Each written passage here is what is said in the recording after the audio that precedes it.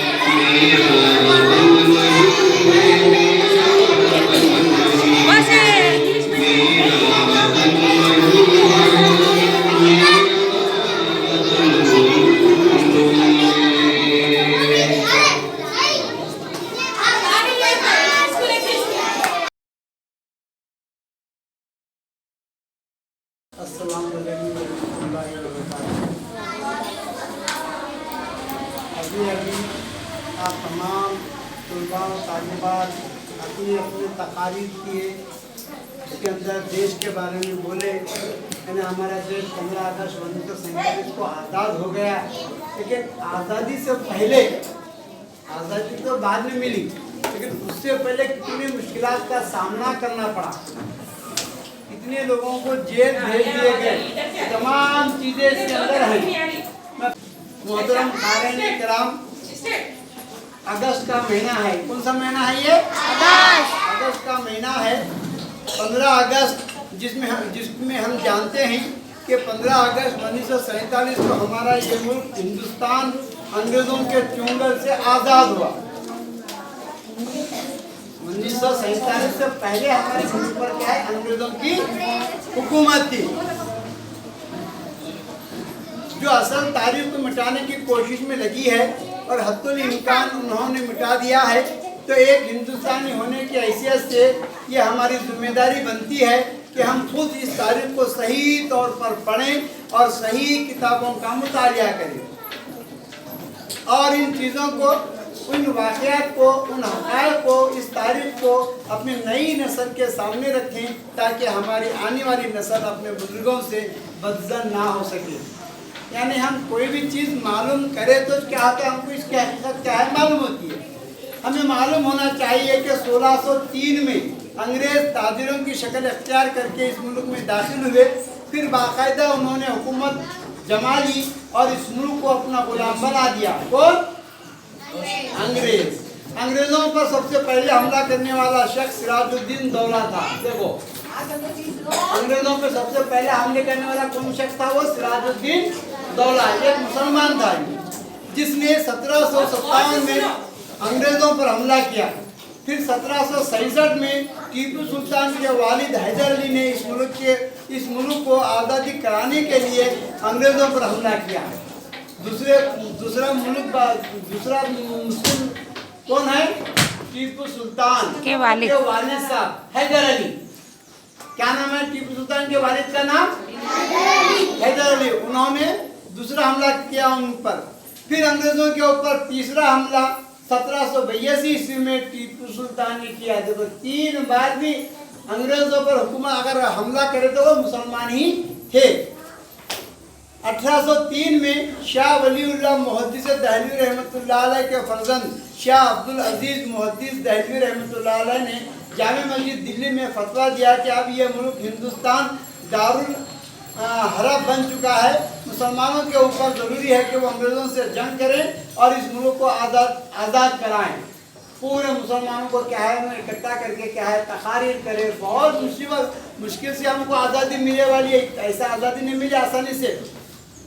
लिहाजा इस फतवे पर काम करने वाले जो सबसे आगे आगे हमको नज़र आते हैं वो कोई और नहीं बल्कि सैयद अहमद शहीद रहमतुल्लाह अलैह थे, जिनका ताल्लुक़ राय बरेली से था।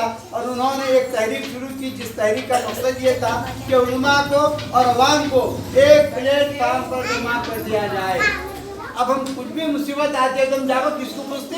मौलवी साहब को पूछते, उलमा को पूछते ये मसला क्या है क्या नहीं। तो उस टाइम भी क्या है उलमा का क्या है सहारा लिए। शाह अब्दुल अजीज मुहद्दिस दहलवी रहमतुल्लाह अलैह ने जो अंग्रेजों के खिलाफ जंग करने का फतवा दिया था, इस फतवे पर अमल करने पर सैयद अहमद शहीद रहमतुल्लाह अलैह को बिलाखिर 1831 में बालाकोट के मैदान में शहीद कर दिया गया। उन्होंने फतवा दिए क्या बिल्को कि हमारे हिंदुस्तान के हर मुसलमान, हिंदू, मुस्लिम, सिख, ईसाई सब क्या करना, अंग्रेजों के खिलाफ जंग करना। तो जैसे अंग्रेजों को मालूम हो गया अरे ये आदमी क्या है लोगों को उभार रहे हैं, लोगों को क्या है भड़का रहे हैं, ऐसा समझ के क्या कर उनको 1831 ईस्वी के अंदर एक मैदान के अंदर जाकर क्या कर दिया उनको शहीद कर दिया गया। सब लोगों के सामने अगर फांसी दिए या शहीद कर डाले तो उनको देख कर क्या है आने वाला है और दूसरे भी कोई लोग क्या है अंग्रेजों के खिलाफ आवाज नहीं उठाना बोलते क्या है सरे आम पूरे लोगों के सामने उनको गोली मारते थे, पूरे लोगों के सामने उनको फांसी लगाते ताकि हर कोई दूसरा हमारे खिलाफ आवाज ना उठाए। फिर ये सिलसिला आगे बढ़ता रहा। 1857 में मुसलमानों और अंग्रेजों के दरमियान जबरदस्त मोहरिका पेश आता है, बल्कि ये कहा गया है कि उलमाए देवबंद और अंग्रेजों के दरमियान जबरदस्त मोहरिका पेश आता है। अंग्रेज अपने खिलाफ इस जंग को गदर का नाम देते हैं और हिंदुस्तानी इस जंग को अपने हक की लड़ाई और अपने मुल्क को आज़ाद कराने की लड़ाई कहते हैं। ये एक ज़बरदस्त लड़ाई थी जिसमें अंग्रेज़ों ने बहुत ज़बरदस्त हमला किया और मुसलमानों पर बहुत जुल्म ढाया गया। खास तौर पर उलमाए देवबंद पर 50,000 से ज़्यादा की तादाद में उलमा को शहीद कर दिया गया। 50,000 उलमा। रबी के मौलाना मालूम करे अरे ये मौलाना पकड़ लो चलो उन्होंने मौलाना है चलो उन्होंने क्या करें पूरे हिंदुस्तान को होशियार कर रही, मुसलमानों को होशियार कर रही, हिंदुओं को होशियार कर रही, हर फिरके के लोगों को होशियार कर रही। क्या होशियार कर रही कि अंग्रेजों से लड़ो और उनको हमारे मुल्क से बाहर भगा दो। तो 50,000 आदमी का कम हो गए, 50,000 आदमियों को क्या है शहीद कर दिया गया और उनके लाशों को दरख्तों पर लटका दिया गया। हाँ खाली मार को छोड़े नहीं बल्कि एक दरख्त पे 10, एक दरख्त पे 10, एक दरख्तों पर जिधर देखे उधर क्या है उलमाओं के झाड़ों के ऊपर लाशें नजर आने लगे। उसको देख कर क्या है मुसलमान होंगे या और कोई कौम होंगे भाई अंग्रेजों के खिलाफ आवाज नहीं उठाना उनके अंग्रेजों की साजिश थी। मगर लावा पूरा भर गया था, हर एक को मालूम हो गया था। हर आदमी हिंदुस्तान का हिंदू, मुस्लिम, सिख, ईसाई तमाम जो जितने भी लोग थे सबके जहनों में एक ही बात बैठी हुई थी हमारी चाहे जान चली जाए, हमारे लाखों लोग मर जाए लेकिन हम अंग्रेजों को नहीं छोड़ेंगे, उनको हमारे मुल्क से भगा कर ही रहेंगे। हर आदमी आज कर दिया। कितने ही उलमा को तोप के दहाने पर डालकर उनके चीतड़े उड़ा दिए गए। हाँ अब ना ऐसा भी नहीं सुन रहे। और ज्यादा खतरनाक तकरीर क्या करना बोले तो मालूम है देखी फिल्मों में तोपा देगी। हाँ वो तोप के सामने क्या कर दिया उनको बांध दिए, बांध देकर बारूद से जब एकदम चढ़ा दिए तो जैसे वो दन को उड़ गया तोप, तो जो आदमी जो बंदे थे उसके तोप के सामने मुंह के पास बंदे थे पूरे चीतड़े उड़ गए। उसके चीतड़े बोले तो इंसान थोड़ा पहचान रेजा होगा उनकी। हाँ और उनको खोलते हुए तेल में डाल दिया गया समझे? अब बोले जमा करे लोगों को, बोले कि ये 10 आदमियां हैं, ये 10 आदमियां कि ये 50 आदमियां होंगे, 100 आदमियां होंगे, इन्हों क्या करे हमारे खिलाफ भड़का रहे ना, तो ठीक है। गरम गरम तेल लाए, गरम गरम तेल के अंदर हजारों मन लकड़ियां लगा दिए, तेल खौलना शुरू कर दिया।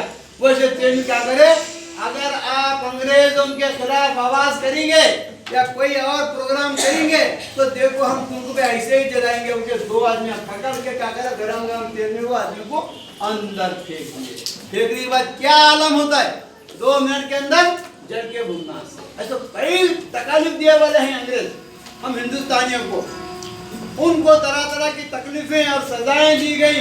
कितने ही उलमा और उनके शागिर्दों को जजरे अंडोमान और माल्टे की जेल में डाल गया और वहाँ उन्हें तरह तरह की तकलीफों का सामना करना पड़ा। वो सब कौन थे? वो हमारे बुजुर्ग थे। आपको मालूम है अंडोमान निकोबार एक मुकाम है हमारे, हाँ रंगून, हाँ किचन जजीरा है, हाँ या समंदर, हाँ वहीं से बाजू जजीरे क्या है, वो वहाँ पे क्या करते थे, यहाँ के लोगों को काले पानी भिजाते थे। काला पानी वो कोई नाम था उनका। इन्हें बहुत आवाज कर रहे थे, काले पानी को भिजा दो। अंग्रेज बोलते थे फौरन जो कराना काले पानी भिजाना। अब काले पानी में क्या होता था मालूम है, छोटे इतने